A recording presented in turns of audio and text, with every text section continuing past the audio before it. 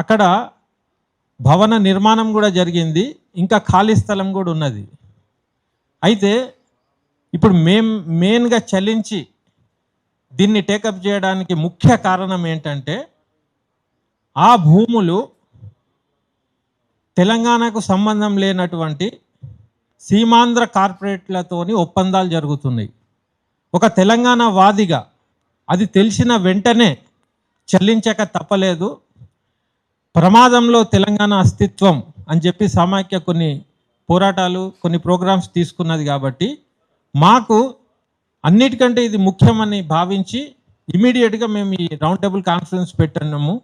ముఖ్యమంత్రి గారికి, ప్రభుత్వానికి ఒక విజ్ఞప్తి ద్వారా, ఒక మెమరాండం ద్వారా, ఇక్కడ జరిగిన తీర్మానాల ద్వారా ఆ జరగబోయే నష్టానికి ప్రభుత్వం దృష్టికి తేవడమే లక్ష్యం. ఇప్పుడు విషయం ఏంటంటే, ఇందులో మొత్తం తెలంగాణకు సంబంధించిన బీసీ కులాల సంఘాలన్నీ కూడా ఒక ప్లాట్ఫామ్ మీదకి వచ్చినాయి. ఇప్పుడు బీసీ కులాల యువతకు వసతి కోసం కానీ, విద్య కోసం కానీ, స్కిల్ డెవలప్మెంట్ ప్రోగ్రామ్స్ కోసం కానీ డెవలప్ కావాలని ప్రభుత్వ సదుద్దేశాన్ని, ప్రభుత్వంలో వచ్చిన కొంత పెద్ద మనుషుల సహకారంతోనే ఆ కులంలో ఉన్న కొంతమంది పెద్దలే నారాయణ చైతన్య లాంటి సంస్థలకు లీజ్ అగ్రిమెంట్ చేస్తున్నాయనేది తెలిసింది. వాస్తవానికి ఈ భూములు ఈ జీవో ప్రకారంగా వేరే వాళ్లకు లీజ్ ఇవ్వడానికి అసలు రూలే లేదు. అది ఉల్లంఘన, ప్రభుత్వ ఉల్లంఘన. అది జరగాలన్నా దాంట్లో ఒక చిన్న లొసుగు ఉంది. జీవో వస్తే చేయొచ్చని ఉంది. కానీ ప్రభుత్వాలు ఇట్లాంటి వాటికి జీవో ఇచ్చినప్పుడు మొత్తం కుల సంఘాలకు ఇచ్చినటువంటి ధ్యేయమే వైఫల్యం చెందుతుంది. కాబట్టి ఇప్పుడు కుర్మ సంఘం వాళ్ళ భవనం అట చైతన్య నారాయణ వాళ్ళకు లీజ్ అగ్రిమెంట్ కూడా చేసిండ్రు, భూమి పూజ కూడా జరిగిందట. అంటే ఇది చేసే ముందు మీ కుల సభ్యులకు యావత్తు తెలంగాణ కులం కుర్మోళ్ళకి అందరికీ చెప్పి వాళ్ళ ఆమోదం తీసుకొని చేసిండ్రా? వాళ్ళందరూ ఆమోదం ఇచ్చినా కూడా అది చెల్లుబాటు కాదు. కాబట్టి ఈ వేదిక ద్వారా మేము ఏం చెప్తున్నామంటే, నారాయణ చైతన్య వాళ్ళకు కూడా మేము హెచ్చరిస్తున్నాం. ఏమని హెచ్చరిస్తున్నాము?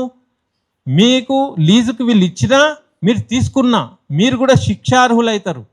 కాబట్టి ఏంటంటే, మీకు మీరే స్వయంగా ఇది మాకు అవసరం లేదని చెప్పి మీరు తప్పుకోండి, వెరీ గుడ్.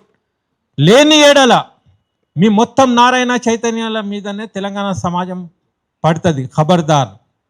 అదే రకంగా కులంలో పెద్ద మనుషులని చెప్పి రాజకీయ ప్రమేయం ఉన్న పెద్దలకు కూడా మేము విజ్ఞప్తి ఏం చేస్తున్నామంటే, మీ కుల అభివృద్ధి కోసం ప్రభుత్వం ఇచ్చింది కాబట్టి, మీ కులం కార్డుతోని మీరు ఆ స్థాయికి వచ్చినారు కాబట్టి, మీ కుల యువతను, కులాన్ని కాపాడుకునే బాధ్యత మీకు లేదా? అంటే మీ వర్షన్ కూడా నాకు తెలిసింది ఏంటంటే, దాంట్లో రెవెన్యూ జనరేట్ అయితే ఆ డబ్బులు తీసుకుపోయి సిటీలల్లో, వేరే డిస్టిక్లల్లో కూడా మేము డెవలప్ చేస్తాం అంటున్నారు. నేను అనేది అది మీ పని కాదు, అది ప్రభుత్వం పని. ఒకవేళ మీరు ప్రభుత్వం ఇచ్చిన నిబంధనలకు కట్టుబడి ఉంటే ఆ భూమి మీకు ఉంటుంది. లేదంటే ప్రభుత్వం వాపసు తీసుకొని నారాయణ చైతన్య వాళ్ళకు ఇండైరెక్ట్గా ఇవ్వడానికి ఇవ్వలే ప్రభుత్వం.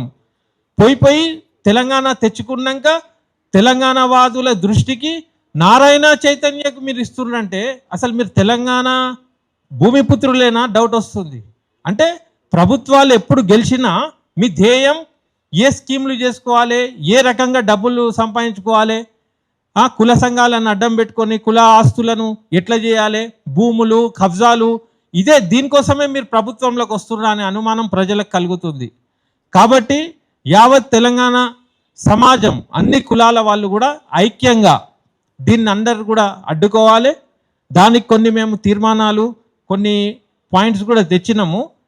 అయితే ఇప్పుడు అందరు కూడా అన్ని కులాల సంఘాల ప్రతినిధులు అందరు కూడా ఉద్యమకారులు, పాశం యాదగిరి లాంటి వాళ్ళు, విమలక్క కూడా వస్తుంది, తొవ్వలు ఉంది, అందరు కూడా కులాలకు సంబంధించిన వాళ్ళు, ఉద్యమకారులు అందరూ కూడా ఒక ఏకాభిప్రాయంతో వచ్చి మనం సర్కార్కి ముందుగానే ఇవన్నిటి గురించి ఒక విన్నపం చేస్తూ, లేని ఏడల హెచ్చరిక చేస్తూ, అది కూడా విననప్పుడు తిరుగుబాటు చేస్తూ మనం పోరాడితేనే మన ఆస్తులు, మన హక్కులు మనం కాపాడగలుగుతాం. అదొకటే మనకు మార్గం. కాబట్టి ఇది మనది ప్రథమ స్టెప్. ఈ స్టెప్ సఫలీకృతం అయితే అటు ప్రభుత్వం బద్నాం కాదు, ప్రజాప్రతినిధులు బద్నాం గారు, ఏ కులానికి ఏ యువతకైతే దక్కాలనో అది న్యాయం జరుగుతుందనే ఆశాభావంతో మేము ఇది మొదలు పెడుతున్నాము.